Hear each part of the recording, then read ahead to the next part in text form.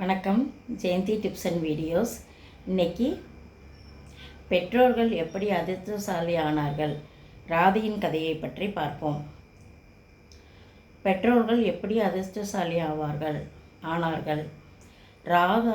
ராதை கீர்த்தியின் வயிற்றில் இருந்து பிறந்தாள். விருஷபானு அவள் தந்தை. அவர்களின் வீடு யமுனா நதிக்கரையில் அழகான ஒரு தோட்டத்தில் அமைந்திருந்தது.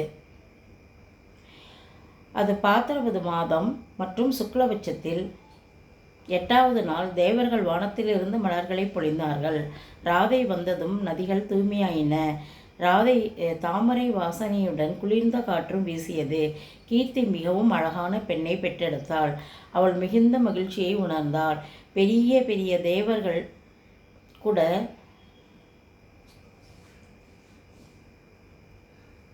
வந்து பார்க்க ஆசைப்பட்டார்கள். ஆனால் விருஷபாவும் கீர்த்தியும் தாங்கள் கடந்த கால வாழ்க்கையில் அத்தகைய அதிர்ஷ்டத்தை பெற என்ன செய்தார்கள்? கடந்த ஜென்மத்தில் விருஷபானு மன்னன் சுசந்தரன், அவரது மனைவி கலாவதி அவர்கள் கோமதி நதிக்கரையில் நீண்ட தவம் செய்தனர். அவர்கள் 12 ஆண்டுகள் பிரம்மாவிடம் பிரார்த்தனை செய்தனர். பிரம்மா வந்து வரம் கேள் என்றார். சுசந்திரன் அவர்கள் சொர்க்கத்திற்கு செல்ல விரும்பினர். கலாவதி, என் கணவர் சொர்க்கத்திற்கு சென்றால் நான் தனியாக எப்படி வாழ்வேன் என்று அவர் கேட்டார்.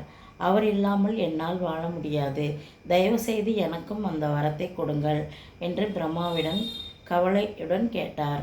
பிரம்மாவும், கவலைப்படாதே, நீ கணவருடன் சொர்க்கத்திற்கு செல்வாய்.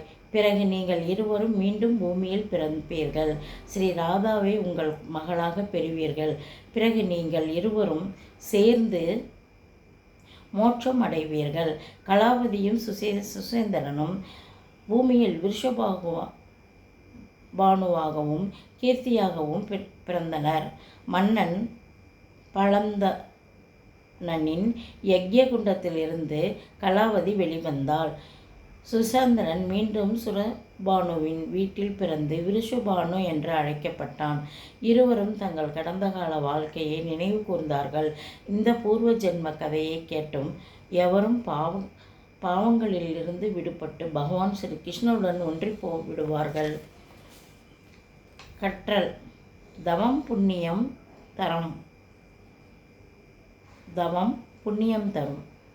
விருஷபானுவும் கீர்த்தியும் நீண்ட காலம் தவம் செய்து ஸ்ரீ ராதாவை தங்கள் மகளாக பெற்றார்கள். நேர்மையான பக்தி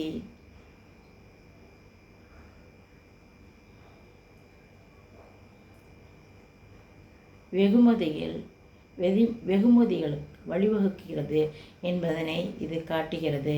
பக்தி மோட்சத்திற்கு வழிவகுக்கிறது.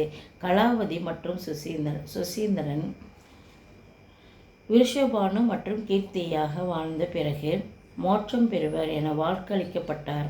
தெய்வம் மீதான அவர்களின் பக்தி அவர்களுக்கு ஆன்மீக விடுதலையை அளித்தது.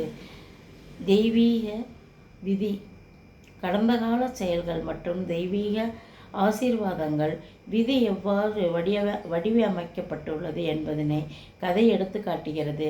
தம்பதியரின் தவத்தினால், கடவுளின் அருளால் ஸ்ரீ ராதையின் பிறப்பு ஏற்பட்டுள்ளது. ராதே கிருஷ்ணா. ஸ்ரீ ராதே கிருஷ்ணா. ஸ்ரீ ராதே கிருஷ்ணா. வணக்கம்.